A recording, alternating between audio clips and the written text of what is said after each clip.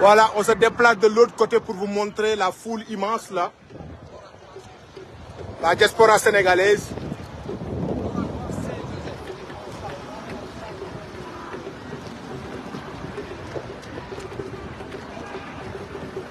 Aujourd'hui, le 10 février, la diaspora sénégalaise au Canada est sortie massivement pour dire non au report anticonstitutionnel du président Macky Sall. Les États-Unis, l'Union européenne, la CEDEAO ont exigé au président Macky Sall le respect du calendrier électoral républicain. Macky Sall a voulu prolonger son mandat. C'est comme un coup, c'est pas comme, mais c'est un coup d'état constitutionnel. Il essaie d'avoir par la fenêtre ce qu'il n'a pas réussi à avoir, parce que lorsque le 3 juillet, il a dit renoncer à briguer un troisième mandat anticonstitutionnel à cause de la pression populaire, locale et internationale, Macky Sall essaie d'utiliser des subterfuges, comme il a l'habitude de le faire. Il n'y a qu'un seul leader au Sénégal qui connaît les stratégies de Macky Sall, c'est Ousmane Sonko. Ce n'est pas pour rien qu'il a été emprisonné arbitrairement. Ousmane Sonko, enfin stratège, a désigné un candidat qui s'appelle Bassirou Diomaye Faye. Le président Macky Sall, je dois dire même le putschiste Macky Sall, sentant le pouvoir lui échapper, a prétexté d'une crise institutionnelle qu'il a lui-même créée pour reporter unilatéralement l'élection présidentielle du Sénégal, une première depuis les années 1963. Actuellement, la diaspora est obligée de raser les murs, la diaspora sénégalaise, parce que moi je reçois énormément de messages des Sénégalais qui disent véritablement avoir honte maintenant de leur pays à cause d'un seul homme, Macky Sall. C'est lui qui est le seul et unique responsable du chaos dans lequel on se trouve maintenant. Il n'a jamais voulu renoncer au pouvoir, contrairement à ce qu'il veut faire croire aux Occidentaux, mais personne n'est dupe, puisque aussi les ambassades sont au Sénégal. Les ambassades sont au Sénégal, donc même les observateurs sont au Sénégal et connaissent la réalité de ce qui se passe au niveau de notre pays. Donc seule une mobilisation locale et internationale peut faire reculer le président le plus impopulaire de l'histoire politique du Sénégal. La diaspora continue à dire non, non pour plusieurs raisons. Le Sénégal n'appartient pas à Macky Sall ni à son clan. Oui, il ne veut pas partir. On sait pourquoi il ne veut pas partir, parce qu'il a peur du lendemain. À cause de la corruption, de la malgouvernance. Ils ont voulu liquider plusieurs fois Ousmane Sonko et également tous les leaders également du PASTEF. Salut les amis. Mais ça ne fonctionnera pas. Il appartient maintenant aux Sénégalais de prendre leurs responsabilités, parce que Macky Sall adopte ce qu'on appelle la politique de la terre brûlée. Le peuple sénégalais qui est fier, qui est mature, a essayé de ne pas tomber dans les pièges de Macky Sall en acceptant stoïquement de ne pas faire des manifestations violentes et d'attendre le 25 février pour lui exprimer toute son insatisfaction. Sauf qu'on a affaire à quelqu'un qui est habitué à faire du forcing, qui est coutumier du forcing et qui ne connaît que le rapport de force. Ça va? Magigno. Qui ne connaît que le rapport de force. Donc, on continue à dire non, parce que le Sénégal est un pays démocratique. Malheureusement, sous le règne dictatorial de Macky Sall, notre pays vit des moments sombres à cause d'un seul homme. Les Sénégalais se sont battus pour avoir une indépendance, se sont battus pour avoir une démocratie digne de ce nom, et ils n'accepteront jamais qu'un président, fût-il Macky Sall, confisque leur souveraineté. Vous voyez aussi en fait le nombre de personnes sur des milliers de kilomètres. Jamais on n'a vu autant de monde dans une manifestation. Et pour une première fois sous forme de blague, j'ai vu des Sénégalais arriver à l'heure avant l'heure prévue en fait. Ce qui montre véritablement toute la détermination de nos frères, des amis du Sénégal. Et aujourd'hui, on continue à dire non. La diaspora continuera à dire non. On ne se bat pas pour un parti, on se bat pour l'intérêt du Sénégal. Et la question maintenant n'est plus une question justement. Très bien. Et là, on voit Djemé. Oui. Effectivement. Regardez cette foule. Une première fois. Et nous sommes en hiver. En hiver, effectivement. Nous sommes en hiver. Oui.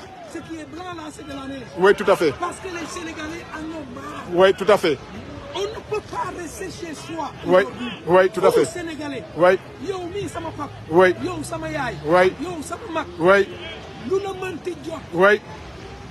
Boo mënul àgg fu nit ñi di dem. Waaw. Génnal sa kër dox ci koñ yi. Dëgg la. Lii mënul nekk. Dëgg la. On ne peut pas vivre ça, on ne peut pas accepter ça. Muy dëgg it. C'est détruire tout ce que nos ancêtres ont construit depuis les années 60, Oui. depuis l'indépendance jusqu'à présent. Oui. Pourquoi Pourquoi une seule personne va venir décider pour tout le Sénégal? Et pourquoi on doit l'accepter? Jamais. Ok. Jamais. On y avait tout laissé Oui. jusqu'à accepter d'aller aux élections malgré nous. Effectivement. Parce qu'on a fait des concessions. Mais parce qu'on se disait qu'il va accepter qu'on se rende aux élections le 25 février, Oui. malgré en fait les dysfonctionnements Oui. du fichier électoral, Oui. malgré aussi le fait que la carte électorale n'est pas encore à la disposition de l'opposition. Les gens se sont dit, peu importe, on va faire un vote massif et on va les balayer du pouvoir. Oui. Sauf qu'on n'a pas, on a affaire à quelqu'un qui n'est pas un républicain. Là maintenant, il se rend compte qu'il va perdre. Il va perdre, il ne sera même pas sorti parmi les 4 premiers. Oui. Et voilà, il décide à lui tout seul de renvoyer des élections. Et puis Djemé, le paradoxe, c'est-à-dire que tu accuses ton premier ministre d'être un corrupteur. Oui. Et par la suite, lors des derniers conseils des ministres, en mercredi dernier, tu renouvelles ta confiance au premier ministre. Alors que le report des élections vient d'une suspicion. Non, c'est incroyable. Non, j'ai honte. Non, je te dis là, c'est non. Non, oui. Ton propre candidat. Oui. Tu l'accuses Non, d'avoir corrompu. Mais oui. Celui qui corrompt, Corrompt. c'est la justice. Mais effectivement. Et c'est cette même personne que toi tu félicites Oui. d'avoir fait un bon travail. Un bon travail. Quel bon travail, la corruption. Mais oui. Et tu décides de reporter des élections à cause de ça. Effectivement, ça prouve que c'était un coup électoral qui a été prémédité depuis longtemps. Et jamais il n'a voulu en fait organiser des élections. Et si tu fais un décryptage de l'entrevue de Latif Coulibaly au niveau de la région RFI, tu te rends bel et bien compte que ce qu'il a dit en conclusion est pour moi l'élément le plus essentiel. Parce qu'il dit, avant on avait l'habitude de préparer tout ce qui est matériel électoral 3 mois à l'avance et ça ne s'est pas fait. Donc ça veut dire que ce gars-là, il savait véritablement. En plus, il a coupé le signal de Walf, ensuite même suivi de retrait de la licence. Pourquoi? Parce que Walf dérange au plus point. Parce que Walf a une ligne éditoriale qui fait de... Ils informent, ils analysent. Oui, on peut avancer. Oui, effectivement. Le journaliste, normalement, son rôle, Oui. c'est d'informer le peuple. Tout à fait, tout à fait. D'informer le peuple. Tout à fait. Alors, on peut même pas parler de dictature, mais c'est ridicule. Mais c'est là, il faut ajouter dans son vocabulaire le putschisme constitutionnel. Mais oui. Il était en train de donner des leçons de morale aux militaires qui ont fait un coup d'État dans nos pays africains. Je ne veux pas les citer. Mais en ce moment-là, les gens ont raison de lui dire que lui aussi c'est un putschiste en cravate. Mais pire que putschiste parce que les élections, personne n'a le droit de modifier les calendriers. Merci. On a dépassé, on était à moins de 80 jours des élections. Ouais. À 3 semaines des élections. Non, dis aussi, on était à 10 heures de l'ouverture de la campagne officielle. 10 heures. 10 heures. Ce qui fait que tout le monde a déjà fait ses dépenses. Mais oui, effectivement. Tout le monde mais a il s'en déjà fout fait ses réellement. dépenses par rapport à ça. Il s'en fout réellement. Lui, il s'en fout réellement. Et regardez, Mais les Sénégalais, mosul nek jam te dula nangul nek jam. Regardez la foule. Oui, Regardez la foule. Regardez la foule. à Montréal. Fier de vous, mes chers amis. Fier. Oui, regardez cette foule immense là, immense. Une première fois, depuis que je suis au Canada, depuis 19 ans, une première fois qu'on voit une foule autant. Les Sénégalais sont sortis massivement pour dire non au dictateur Macky Sall. Et là, on s'en va au parc, c'est là le lieu où les discours vont se faire. Donc je vais continuer.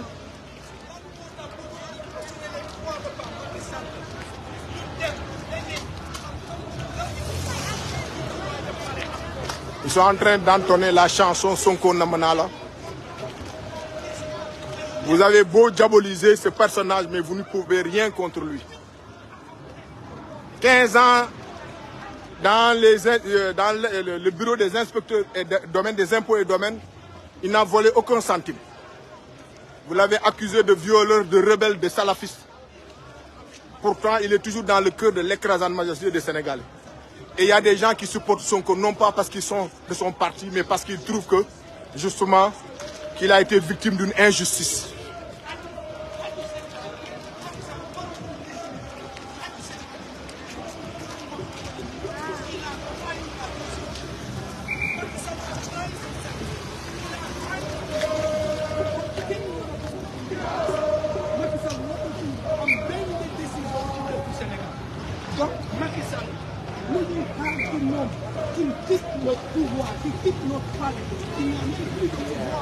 Parce que tous les candidats, pouvoir. Les candidats aux élections présidentielles, Diomaye mi nekk kaso, moom moo ko ëpp pouvoir parce qu'il a la possibilité de devenir président. Keneen ku nga xamante ne candidat la moo ëpp pouvoir tey Macky Sall parce que moom il a la possibilité que le 25 février mu doon président au Sénégal. Macky Sall amatul benn pouvoir. Il est tombé dans son propre piège. xamul ne yàllaay dogal ngay def sa calcul ba bu tas lépp ñëw nërmeelu nag xamoo looy def mënatoo nelaw parce que détourné nga def nga lépp. Là tu as peur maintenant et puis nga bëgg a taal dëkk bi.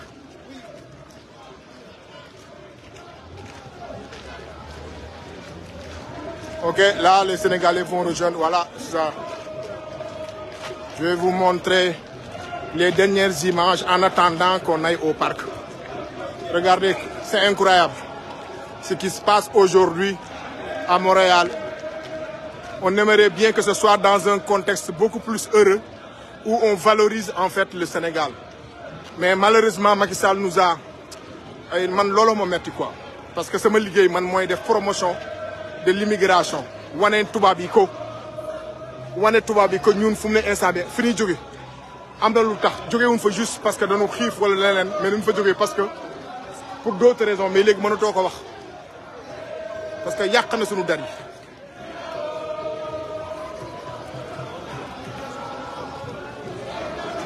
Très bien, Sonko.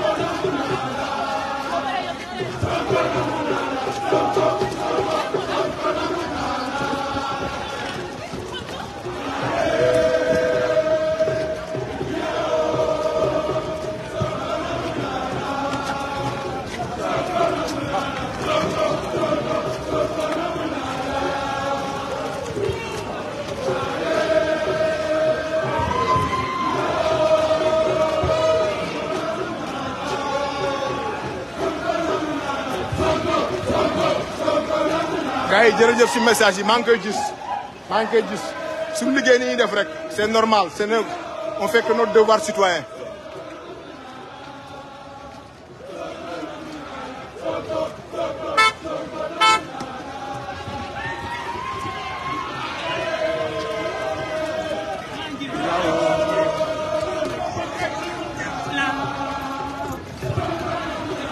On va au parc maintenant.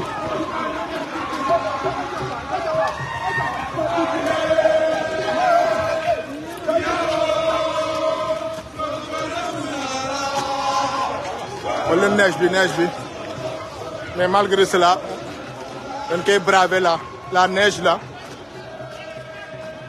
xaar ñu jël leen gars yi fii dernière image bu ñu leen jëlal prise en attendant discours yi jaajëf.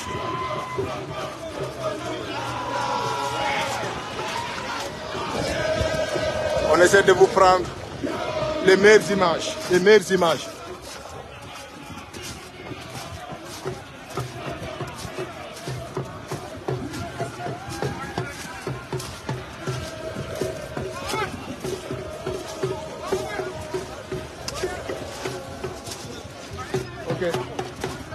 pense que fii là way da ngeen am les meilleures images jaajëf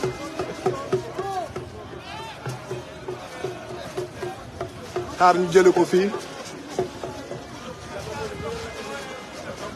waaw ji ngeen sénégalais yi ñëw taxaw parce que seen réew moo soxla et aucun sacrifice n'est vain pour défendre la démocratie sénégalaise, la constitution sénégalaise.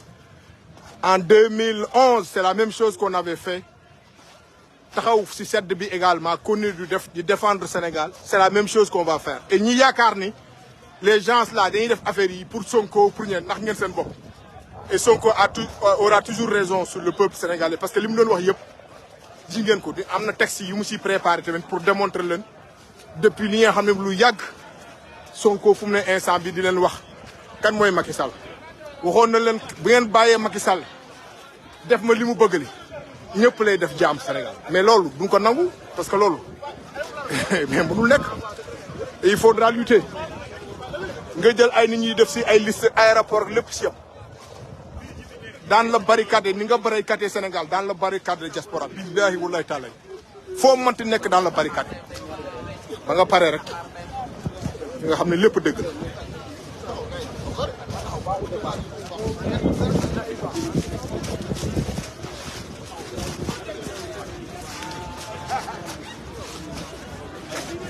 ok donc point de ralliement bi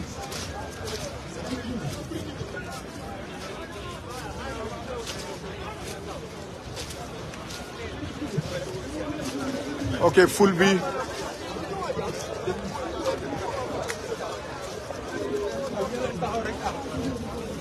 ok dama bëgg juste jëlal leen foule bi yëpp là ngeen gis carrément alors mu demee jël déjà dëgg affaire yi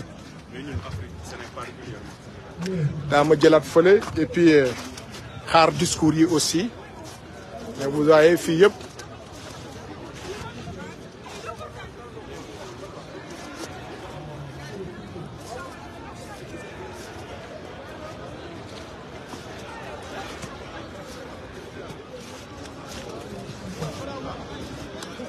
voilà nga policiers yi fii dañuy ñëw encadrer la fii da ngay bind juste ni da ngay def manifestation comment tu vois en forme très bien là pour en tant que journaliste ou citoyen ou les deux en même temps les deux en tant que journaliste ok citoyen aussi ok ok tantôt ben l'heure est très grave même l'heure est très grave. Et les journalistes sont d'abord des citoyens avant d'être journalistes. Ouais. Ok. Oh. C'était Antou Kinti, journaliste ici au Canada, qui est venu couvrir aussi. Salut, ça va bien? Djegoul de live là net. Ok.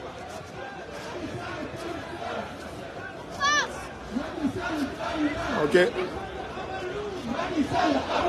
Dernière prise. Je vous reviens avec les discours plus tard.